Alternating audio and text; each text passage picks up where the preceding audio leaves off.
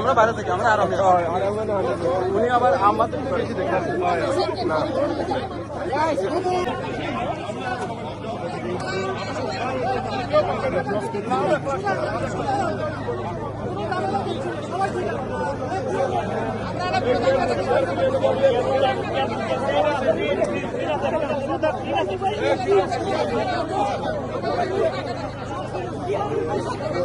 Guys, it's good. Come on, guys, let's keep moving.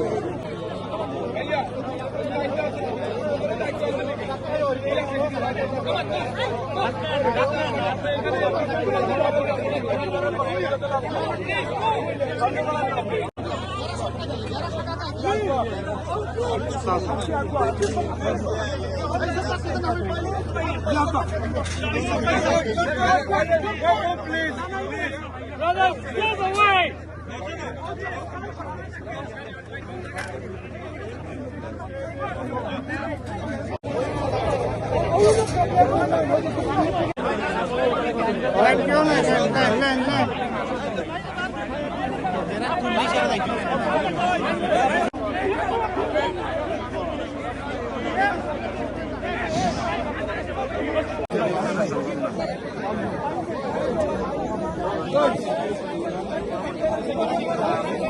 Line দিলে কিন্তু মাত্র আধা ঘন্টা লাগে, হাফ এন আওয়ার লাগবে।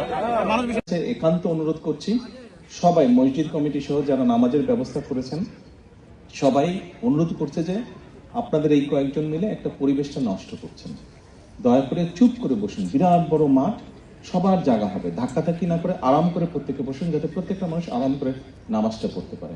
Accept all of your good and all of your worship and protect all of your families and protect the believers and the innocent people. প্রবাস এবং দেশের সবাইকে জানাই ঈদ মুবারক, সবাইকে ঈদের শুভেচ্ছা।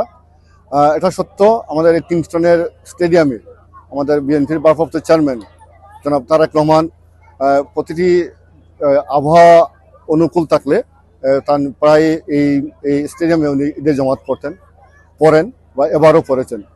আমরা আশা করছি আপনার মতো ঠিকই হয়তো বা এবার আমরা এই ঈদের মাঠে হয়তো শেষ জামাত হবে, হয়তো উনি ইনশাল্লাহ শীঘ্রই বাংলাদেশে যাবেন, বাংলাদেশের 18 কোটি মানুষের নেতৃত্ব দিবেন।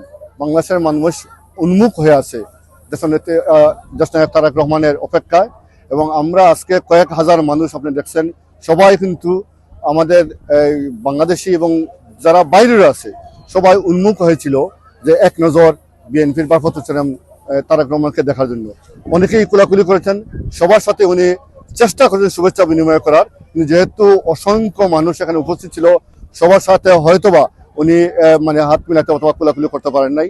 এরপর আজকে উনি সবার প্রতি শুভেচ্ছা বিনিময় করেছেন, এবং আমরা আশা করব উনি দেশে গেলেও পরবর্তীতে কোনো সময় আসলে আমরা ওনার সাথে আবারও ঈদ এই মাঠে করার অপেক্ষা থাকলাম। এবং বাংলাদেশের মানুষ বৃহত্তর স্বার্থে আমরা মনে করি ওনার দেশেই গিয়ে ঈদ করবেন, যেহেতু আমরাও এই প্রতিক্রিয়া বাংলাদেশের মানুষের সাথে আমরাও থাকলাম।